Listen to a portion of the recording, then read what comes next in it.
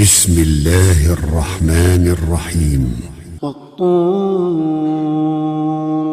وكتاب مسطور في رق منشور والبيت المعمور والسقف المرفوع والبحر المسجور إن عذاب ربك لواقع ما له من دافع يوم تمور السماء مورا وتسير الجبال سيرا فويل يومئذ للمكذبين الذين هم في خوض يلعبون يوم يدعون إلى نار جهنم دعا هذه النار التي كنتم بها تكذبون أفسحر هذا أم أنتم لا تبصرون يصلوها فاصبروا أو لا تصبروا سواء عليكم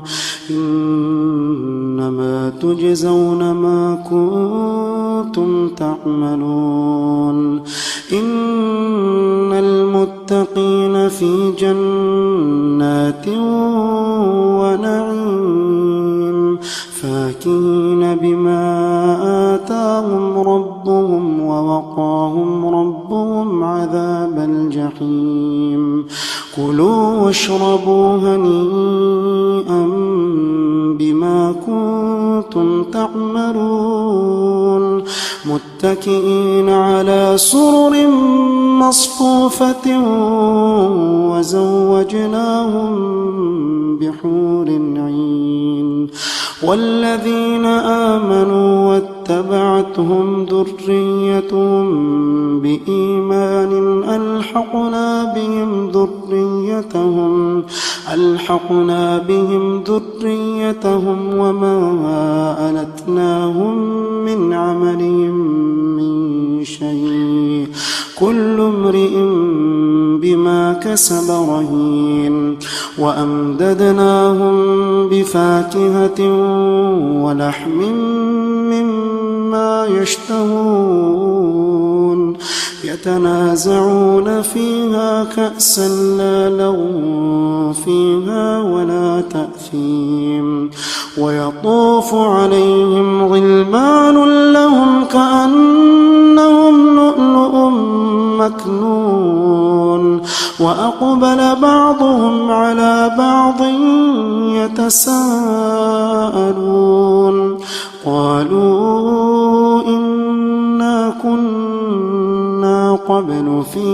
أهلنا مشفقين فمن الله علينا ووقانا عذاب السموم إنا كنا من قبل ندعوه إنه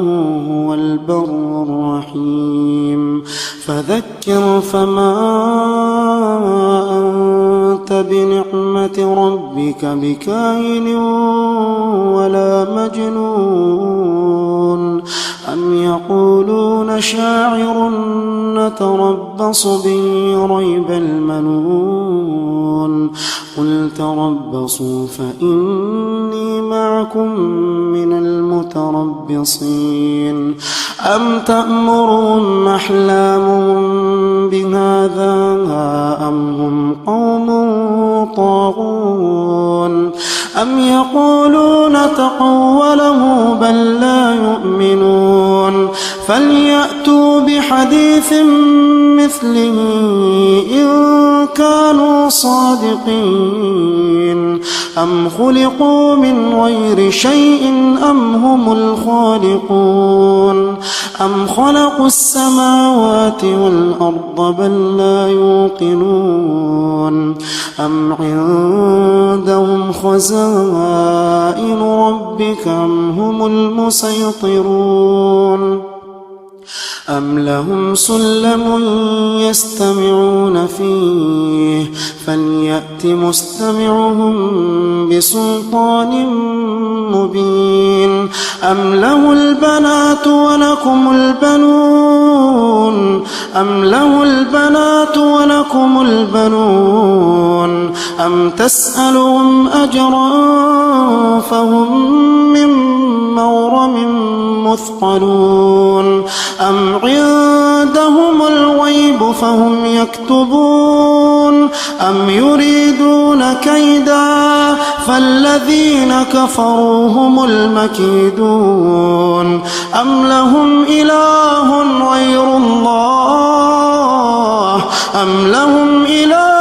غير الله سبحان الله عما يشركون أم لهم إله غير الله سبحان الله عما يشركون وإن يروا كسفا من السماء ساقطا يقولوا سحاب مركوم فذرهم حتى يلاقوا يومهم الذي فيه يصعقون يوم لا يغني عنهم كيدهم شيئا ولا هم ينصرون وإن للذين ظلموا عذابا دون ذلك ولكن أكثرهم لا يعلمون واصبر لحكم ربك فإنك بأعيننا وسبح بحمد ربك حين تقوم ومن الليل فسبحه وإدبار النجوم.